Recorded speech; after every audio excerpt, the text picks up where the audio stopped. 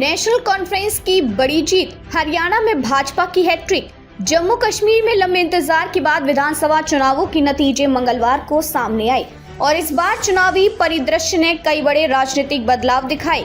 National conference NC और कांग्रेस के गठबंधन ने बहुमत का आंकड़ा पार करते हुए शानदार जीत दर्ज की है।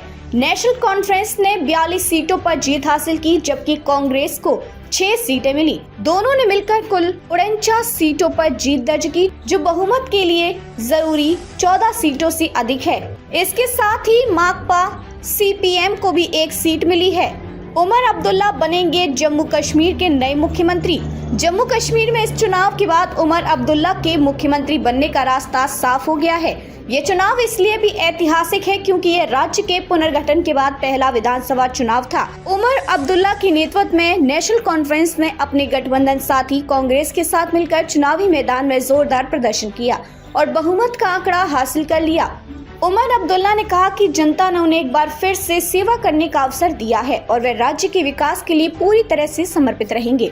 बीजेपी बनी मुख्य विपक्षी दल। जम्मू क्षेत्र में भारतीय जनता पार्टी का प्रदर्शन अच्छा रहा। भाजपा ने यहां 28 सीटों पर जीत दर्ज की है, जिससे वह मुख्य विपक्षी दल बन गई है। पिछले विधानसभा चुनाव की तुलना में इस बार भाजपा की स्थिति में सुधार हुआ है, क्योंकि 2014 के चुनाव में उसने 25 सीटें जीती थी। जम्मू कश्मीर में पहली बार केंद्र शासित प्रदेश के तौर पर चुनाव हुए थे और भाजपा की इस स्थिति को राज्य में उसकी पकड़ के मजबूत होने के संकेत के रूप में देखा जा रहा है। पीडीपी को तगड़ा झटका, आपने खोला खाता। जम्मू कश्मीर की राजनीति में पीडीपी पीपल्स डेमोक्रेटिक पार्टी को इस बार बड़ा झटका लगा है। पार्टी ने मात्र 3 सीटें जीती हैं, जबकि 2014 में उसे 28 सीटों पर जीत मिली थी। महबूबा मुफ्ती के नेतृत्व वाली पीडीपी के लिए ये नतीजे एक बड़ा झटका है, जो राज्य में पार्टी की लोकप्रियता में गिरावट की ओर संकेत करते हैं। वहीं पहली बार आम आदमी पार्टी ने भी 1 सीट जीतकर राज्य में अपनी उपस्थिति दर्ज कराई है, जो कि पार्टी के लिए एक महत्वपूर्ण कदम माना जा सकता है। निर्दलीयों और अन्य दलों का प्रदर्शन।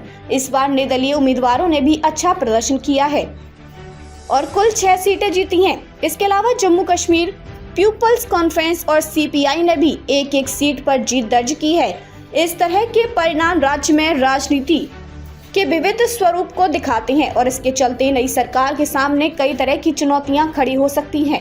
हरियाणा में बीजेपी की ऐतिहासिक जीत। इस चुनावी समर में हरियाणा भी चर्चा में रहा, जहां भारतीय जनता पार्टी ने तीसरी बार सत्ता में वापसी करते हुए हैट्रिक लगाई। नायब सिंह सैनी के नेतृत्व में पार्टी ने 48 सीटों पर जीत दर्ज की, जो कि 2014 और 2019 की तुलना में बेहतर प्रदर्शन है। वहीं कांग्रेस ने 37 सीटों पर जीत दर्ज की। इस जीत के साथ भाजपा ने हरियाणा में सत्ता में लगातार तीसरी बार वापसी की है, जो राज्य की राजनीति में एक नया रिकॉर्ड है। एग्जिट पोल के नतीजे इस बार गलत साबित हुए, क्योंकि इसमें कांग्रेस की बहुमत की संभावना दिखाई गई थी, लेकिन असल परिणाम उल्टे निकले। इनेलो और निर्दलीय उम्मीदवारों ने भी राज्य में अपनी मौजूदगी दर्ज कराई है। जम्मू कश्मीर और हरियाणा में चुनावी नतीजों के मायने। जम्मू कश्मीर और हरियाणा के चुनावी नतीजे भारत की मौजूदा राजनीतिक परिदृश्य में बदलाव के संकेत दे रहे हैं। जहां एक और जम्मू कश्मीर में नेशनल कॉन्फ्रेंस गठबंधन ने बड़ी जीत हासिल की है, वहीं दूसरी ओर भाजपा राज्य में प्रमुख विपक्षी दल के रूप में उभर कर आई है।